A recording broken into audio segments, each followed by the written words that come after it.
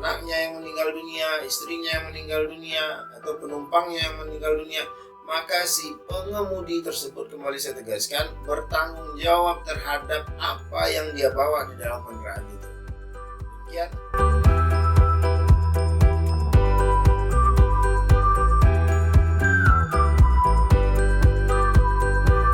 Assalamualaikum warahmatullahi wabarakatuh. Alhamdulillahirrahmanirrahim. Wal akibatu lil muttaqin. Wassalatu wassalamu ala asyrafil anbiya'i wal mursalin wa ala alihi washabihi rasulillahi ajma'in. Puji syukur kita kehadirat Allah Subhanahu wa taala. Kita diberikan kesehatan, kesempatan, nikmat iman dan Islam yang sudah ditanamkan di dalam dada kita, dan semoga selalu diistiqomahkan di dalam dada kita. Dan kita tentunya berharap kelak ketika ajal datang menjemput, Allah mengambil kita dalam keadaan husnul khotimah. Karena sangat banyak sekali contoh-contoh kematian yang husnul khotimah dan su'ul khotimah lawannya. Nah, selawat beriring salam juga tidak bosan-bosannya kita kirimkan kepada junjungan alam Nabi besar Muhammad SAW yang sudah sangat jasa sekali di dalam kehidupan umat manusia akhir zaman ini. Karena berkat perjuangan beliau kita mengenal akidah, mengenal Tuhan, dan bahkan kita diwariskan suatu warisan yang sangat istimewa, yaitu Al-Quran dan Sunnah. Marilah kita ucapkan Allahumma salli ala Sayyidina Muhammad wa ala ali Sayyidina Muhammad. Kita lengkapi salawat kita dengan mengucapkan Assalamualaikum ya Rasulullah. Sobat-sobat sekalian, karena masih dalam suasana Syawal, saya kembali di dalam video ini mengucapkan Mina aidin wal faizin, mohon maaf lahir dan batin, dan mudah-mudahan sobat-sobat sekalian selalu dalam lindungan Allah dan selalu dalam keberkahan Allah di dalam menjalankan kehidupan dan aktivitas sehari-hari. Mengingat masih di dalam bulan Syawal yang beberapa waktu lalu kita sudah merayakan Idul Fitri yang tepatnya jatuh pada tanggal 1 Syawal. Ada yang berlebaran atau Idul Fitri di hari Jumat, dan ada yang Idul Fitri di hari Sabtu. Tapi substansinya kita tidak membahas tentang hari atau perbedaan jatuhnya Idul Fitri tersebut. Tapi yang kita bahas kali ini adalah tentang kecelakaan tragis atau kecelakaan maut yang terjadi di Kota Pekanbaru beberapa waktu lalu setelah hari Lebaran. Masa mudik telah usai dan masa pulang harus balik juga sudah hampir selesai sebenarnya. Terjadi kecelakaan yang sangat viral sekali di sejagat Nusantara, bahkan mungkin di luar negeri pun bisa melihat, mengakses video-video tersebut, karena kecelakaan itu banyak diupload di akun-akun TikTok. Bahkan saya pribadi juga melihat kecelakaan itu melalui akun TikTok yang saya punya, dan kebetulan juga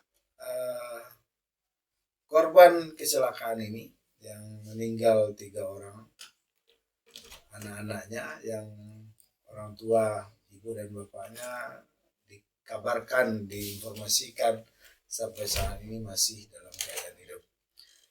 Dan kebetulan juga kecelakaan ini dialami oleh orang yang berasal dari kampung orang tua saya di Kabupaten Pesisir Selatan, Sumatera Barat. Tepatnya berasal dari Kecamatan Nangayang. Itu saya juga sekaligus mengucapkan duka yang mendalam kepada para korban. Mudah-mudahan orang tua yang ditinggalkan berada dalam keadaan tabah dan kesabaran yang diberikan oleh Allah Subhanahu wa taala. Nah, menilik kecelakaan tersebut kita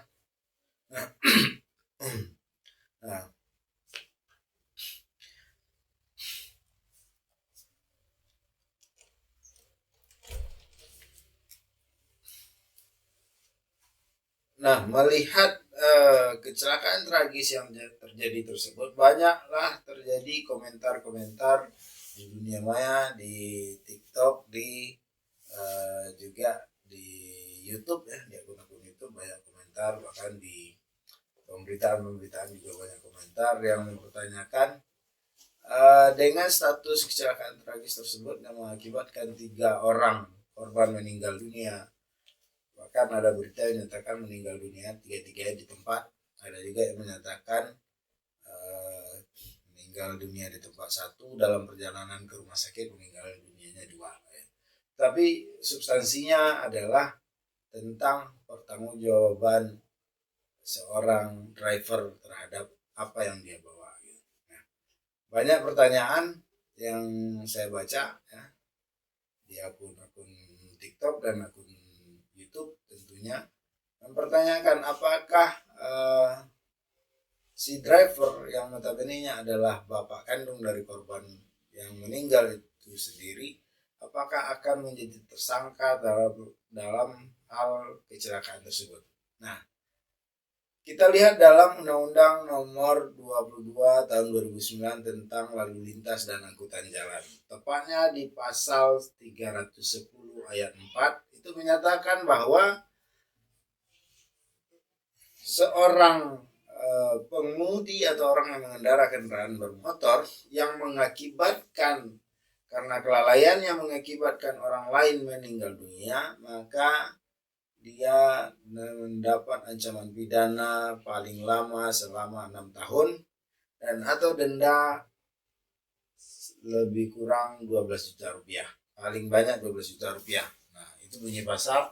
Nanti untuk kejelasan, untuk ketegasan, mungkin pembacaan redaksional saya salah, mungkin nanti teman-teman bisa cari googling ya tentang pasal 310 ayat 4 Undang-Undang Nomor 22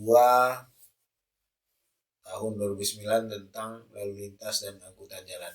Nah, melihat dari bunyi pasal tersebut, maka secara hukum, kita bicara secara yuridis normatif, maka si driver ataupun si pengemudi kendaraan itu, maka dia bertanggung jawab terhadap orang yang dia bawa dan orang di sekitar lingkungan yang dia lalui. Artinya begini, ketika si driver ini mengemudikan kendaraan bermotor, apakah itu sepeda motor atau mobil dalam kendaraan roda 4 atau roda banyak ya, yang mungkin bus, angkutan barang dan lain sebagainya ini, maka dia bertanggung jawab secara hukum dan secara pidana terhadap apa yang dia bawa pada saat itu. Ketika dia membawa orang lain di dalam mobil itu, maka dia ketika terjadi kecelakaan bertanggung jawab terhadap nyawa orang yang dia bawa tersebut. Dan juga begitu ketika di jalanan, maka dia juga bertanggung jawab dengan nyawa orang di sekitar jalan yang dia lalui. Misal begini, ketika terjadi kecelakaan antara kendaraan bermotor yang satu dengan kendaraan bermotor yang lain dalam keadaan sama-sama berjalan, artinya akan dilihat posisi mana nanti yang akan tersalahkan atau menjadi tersangka. Karena pada awalnya sama-sama akan menjadi korban dari sebuah kecelakaan. Nah, ketika nanti hasil penyidikan menentukan bahwa kendaraan A lah yang menjadi atau pengemudi kendaraan A lah yang menjadi tersangka dari sebuah kecelakaan tersebut. Nah, ini berkaitan dengan lingkungan yang dia lalui atau jalanan yang dia lalui. Nah, bagaimana kalau kecelakaan tunggal yang kemarin seperti yang terjadi di Kota Pekanbaru yang sempat viral dan sangat viral sekali, bahkan saya dari arah Padang menuju Pekanbaru itu sempat berpapasan dengan ambulan yang membawa ketiga korban yang meninggal dunia tersebut. Nah, kenapa hal ini perlu sedikit pembahasan? Karena memang ada beberapa pertanyaan netizen itu yang menyatakan itu kan orang tuanya, sopir kan orang tuanya. Kenapa dia harus dijadikan tersangka ketika perkara ini selesai, ketika perkara ini naik ke penyidikan, dan tentunya tidak ada tuntutan dari pihak lain. Nah, kembali kita ke bunyi pasal 310 ayat 4. Itu menyatakan pengemudi yang membawa kendaraan bermotor yang akibat kelalaiannya menyebabkan orang lain meninggal dunia. Orang lain di sini bukan diartikan orang lain di luar keluarga, ya. Orang lain yang disebut di dalam aturan hukum ini adalah orang lain di luar diri pengemudi itu sendiri. Nah, ketika nyawa orang lain ini yang menjadi korban dari kecelakaan itu, maka si driver atau si pengemudi kendaraan tersebut harus bertanggung jawab secara pidana. Nah, memang mungkin di lain pihak banyak teman-teman tidak sependapat, ya. Tapi itu adalah hukum. Mungkin kita bisa melihat tentang kasus seperti yang terjadi pada Saipul Jamil, ya, salah satu public figure atau artis yang ada di Indonesia. Ketika terjadi kecelakaan, kalau saya tidak salah itu di tol Cipularang, yang mengakibatkan istrinya meninggal dunia. Pada akhirnya Saipul Jamil harus mempertanggungjawabkan posisi dia sebagai seorang driver yang membawa mobil kecelakaan tersebut, sehingga dia menjadi tersangka dan pada akhirnya dia terpidana, walaupun sekarang sudah bebas kalau saya tidak salah. Nah, begitu juga dengan kecelakaan lain. Apakah itu yang dibawanya anaknya yang meninggal dunia, istrinya yang meninggal dunia, atau penumpangnya yang meninggal dunia, maka si pengemudi tersebut, kembali saya tegaskan, bertanggung jawab terhadap apa yang dia bawa di dalam kendaraan itu. Demikian, mudah-mudahan bisa menjadi suatu pencerahan, dan bagi sobat-sobat sekalian, jika melihat ini adalah suatu manfaat, silahkan dibagikan di dalam akun-akun media sosial sobat-sobat sekalian. Dan terakhir, sebelum saya tutup, saya menghimbau kepada para pengguna jalan, pada para masyarakat yang ada di seluruh Republik Indonesia ini, ataupun pada subscriber saya yang ada di luar negeri, mudah-mudahan kita bisa semakin hari semakin mentaati suatu aturan hukum yang ada. Ketertiban dan kesadaran di dalam berkendaraan itu sangat penting sekali. Kenapa? Ketertiban ini sangat menunjang suatu kelancaran berlalu lintas di jalan raya. Nah, kalau Anda tidak tertib, tentu akan mengganggu kenyamanan pengemudi lain, pengguna jalan lain, karena jalan itu dibuat adalah untuk sama-sama. Nah, marilah kita patuhi aturan-aturan yang ada di dalam berlalu lintas.